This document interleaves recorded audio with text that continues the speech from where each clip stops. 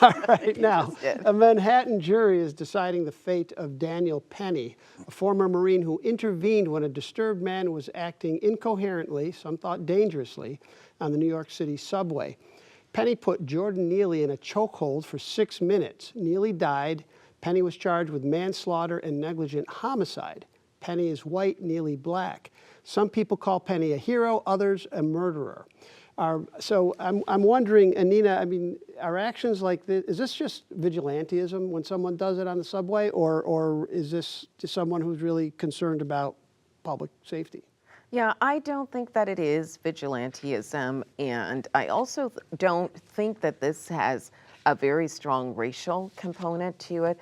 I will say this, that I am not unsympathetic to the fact that you had however many passengers who were enclosed in a small space on a moving train, and so they really didn't have a lot of options as to where and how they could retreat. However, here's the problem that I have, that simply being fearful of someone who is homeless, someone who's engaged in disorderly conduct, someone who is in the middle of a drug psychosis or other kind of mental breakdown, fear of that alone cannot be a justification for using a chokehold with a threat of costing that person his or her life. And in this case, the chokehold was used for up to 6 minutes, including a full minute after the individual had lost consciousness.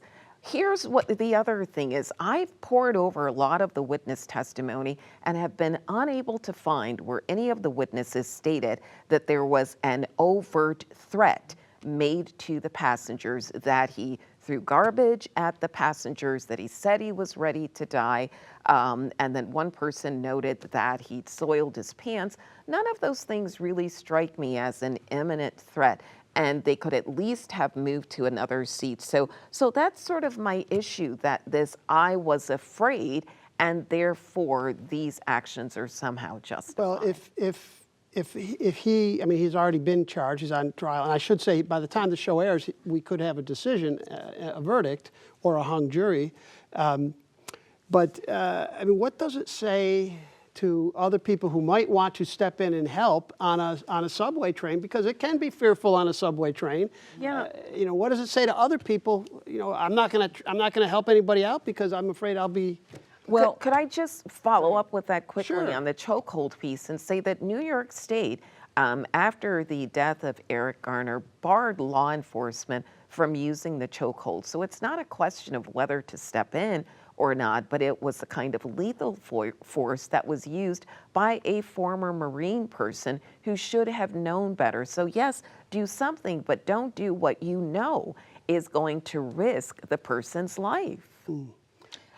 Look, it's a really tough case. Nina, you make a lot of good points. The more I look into it, it sounds like, one of the issues was for how long this went on, right? In addition to perhaps being the wrong kind of intervention.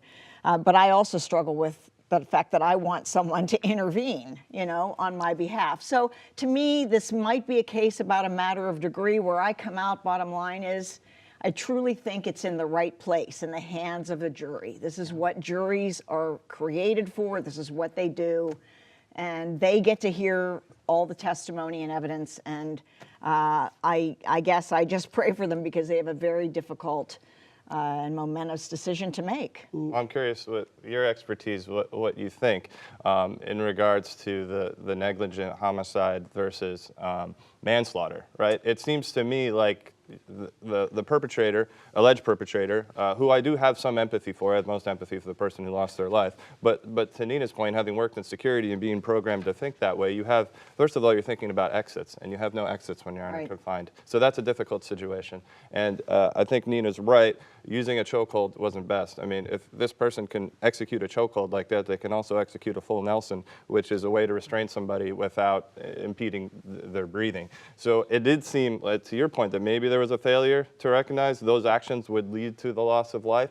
Was it reckless and elevated to manslaughter? I mean, obviously we're not there. We don't have the direct evidence. Yeah. But what do you like? How would you, the layperson? How should the layperson think about Yeah, no, this? I think the way I read the evidence is it sounds like there was a point at which it might have crossed the line into recklessness, including because there were bystanders who reportedly were trying to get him to stop. The train doors did open at one point, and he continued to. This is the testimony. So Tara, I mean, the man was clearly mentally ill, and that's a real problem. And the city and all cities have to have some way to deal with mental illness, and I wonder how you balance that with public safety. Any thoughts on that?